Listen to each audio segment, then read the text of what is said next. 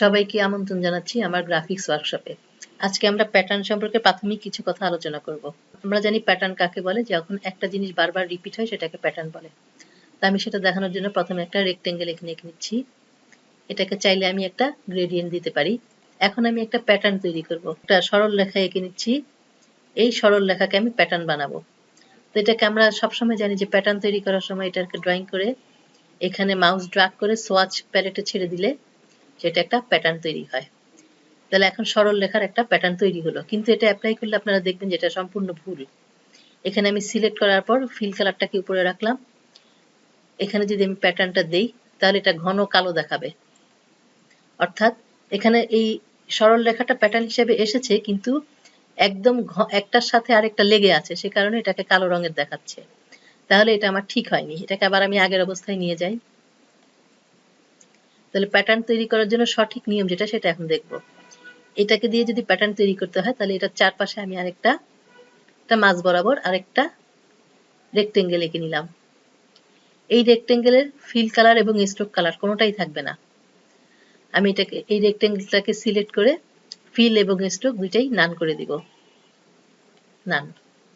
এই অবস্থায় আমি দুটোকেই একত্রে সিলেক্ট করব। দুটোকেই সিলেক্ট করার পরে এটাকে মাউস ড্র্যাগ করে টেনে এনে সোয়াচ প্যালেটে ছেড়ে দিব। এখন দ্বিতীয় যেটা তৈরি হলো সেটা দিয়ে প্যাটার্ন তৈরি করব। তাহলে আমার রেক্টেঙ্গেলটাকে সিলেক্ট করলাম, ফিল কালারটাকে উপরে নিয়ে আসলাম। ফিল কালারের মধ্যে এখন আমি এই দ্বিতীয় প্যাটার্নটাকে যখন ক্লিক করব তখন দেখেন সরল রেখার প্যাটার্ন হয়েছে, কিন্তু মাঝখানে গ্যাপ আছে। সেই সাথে আরো একটা সমস্যাও দেখা দিয়েছে, সেটা হচ্ছে যে প্রথমের যে গ্রেডিয়েন্ট হলুদ কমলা রং ছিল সেটা চলে গেছে। তো সেটাকে আবার ঠিক করার জন্য আমাদের এই নিয়মে করলে হবে না। আমি আবার আগের অবস্থায় চলে যাচ্ছি। এটাকে আমরা দুইভাবে করতে পারি। একটা হচ্ছে প্রথমে এটাকে কপি করে পেস্ট ইন ফ্রন্ট করে নিব। Edit copy, edit paste in front করার পর এখন এখানে দুটো অবজেক্ট আছে, এরকম দুটো অবজেক্ট আছে। তো আমি উপরেরটাকে সিলেক্ট করব। সিলেক্ট করার পর সোয়াচ প্যানেল থেকে এখানে এটা ক্লিক করব। ক্লিক করলে পরে এখন প্যাটার্নটা ঠিক মতো অ্যাপ্লাই হয়েছে, কিন্তু এখানে অবজেক্ট দুটো হয়ে গেছে। এটাকে আমি আরো একভাবেও করতে পারি, সেটা হচ্ছে এটাকে মুছে দিলাম। সেটা হচ্ছে আরেকভাবে যেটা করতে পারি সেটা এটাকে সিলেক্ট করতে হবে, তারপর অ্যাপিয়ারেন্সে ক্লিক করে এখানে ফিল আরেকটা তৈরি করতে হবে। অ্যাপিয়ারেন্সে তৈরি করলে এখানে কি কি আছে, স্ট্রোক আছে, কালো রঙের 1 পয়েন্ট, ফিল আছে, এরকম গ্রেডিয়েন্ট সেটা দেখাচ্ছে। তা আমি এখানে অ্যাপিয়ারেন্সে ক্লিক করার পর এই যে ডান দিকের এই বাটনে ক্লিক করে অ্যাড নিউ ফিলে ক্লিক করব। অ্যাড নিউ ফিলে ক্লিক করলে এখানে আরো একটা অপশন, মানে আরেকটা ফিলের সুযোগ দিবে। সেটাতে প্রথম ফিলের মধ্যে আমার গ্রেডিয়েন্টটাই থাকবে, দ্বিতীয় ফিলের মধ্যে আমি সোয়াচ থেকে আমি এই প্যাটার্নটাকে ফিল করে দিব।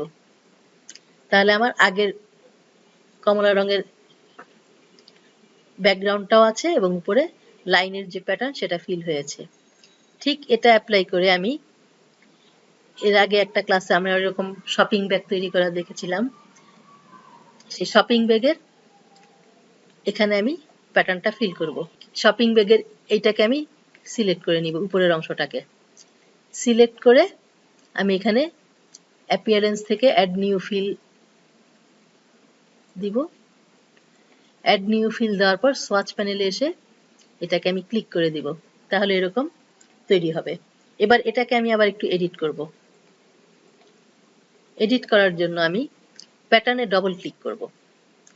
ডবল ক্লিক করলে আমার যে সোয়াচ অপশনের ভিতর চলে আসবে। দেখেন এই জায়গাটাতে আমার সোয়াচের ভিতর এখন আমি আছি। তো সোয়াচের মধ্যে আমার এই অংশটা হচ্ছে প্যাটার্ন। সোয়াচের মধ্যে আমি চাইলে এটা কালার চেঞ্জ করতে পারি। আমি এখন এখান থেকে শুধু সরল লেখাটাকে সিলেক্ট করব। সিলেক্ট করে এখন এখানে কালো রং আছে, আমি কালোর পরিবর্তে অন্য একটা খয়েরি টাইপের রং দিয়ে দিলাম, এরকম গাঢ় একটা রং। তারপর আমি এটাকে আমি আরেকটু ডিজাইন চেঞ্জ করব। এফেক্ট থেকে ডিস্টর্ট এন্ড ট্রান্সফর্ম, জিগজ্যাগ। জিগজ্যাগে ক্লিক করলে এরকম হবে। এটা চেঞ্জ করলাম না আমি, আপনারা চাইলে চেঞ্জ করে দেখতে পারেন কিরকম হয়। আমি এখানে ওকে, যা আছে তাই থাকুক, ওকে দিয়ে দিচ্ছি। তারপর এখানে ডান, এখানে ডান ক্লিক করলে ওকে। দেখেন এখন আমার শপিং ব্যাগের মধ্যে এরকম একটা প্যাটার্ন সেট হয়ে গেছে। এখন আমি এখানেও প্যাটার্নটা চেঞ্জ হয়ে গেছে। এটাকে মাউস ক্লিক করে না আমি যদি বাইরে নিয়ে আসি তাহলে দেখতে পাবো আমি যেরকম সরলরেখা দিয়েছিলাম সেটা এখন জিগজ্যাগ করার পরে এই অবস্থায় দেখা যাচ্ছে। এটাকে আমি যে কোনো জায়গায় অ্যাপ্লাই করতে পারি। আমি লেখার মধ্যে যদি অ্যাপ্লাই করতে চাই, লেখাটাকে সিলেক্ট করব, তারপর অ্যাপিয়ারেন্স থেকে অ্যাড নিউ ফিলে ক্লিক করব। অ্যাড নিউ ফিলে ক্লিক করলে এরকম দেখা যাবে। এবার এখানে আমি সোয়াচ থেকে এই প্যাটার্নটা ক্লিক করে দিলাম, তাহলে এভাবে দেখা যাবে। অর্থাৎ আমি যে কোনোভাবে প্যাটার্ন তৈরি করে প্যাটার্নের মধ্যে স্পেস, তো এইটা এখানে বাইরে যে একটা রেক্টেঙ্গেল এঁকে এটাকে ফিল এবং স্ট্রোক দুটাকে নান করে দিয়েছি, এটার কারণ হচ্ছে যে এখানে একটু অদৃশ্য কিছু স্পেস তৈরি করে নিয়েছি। এটা আপনারা বিভিন্নভাবে প্র্যাকটিস করে দেখতে পারেন। আজকে এই পর্যন্তই, আবার দেখা হবে।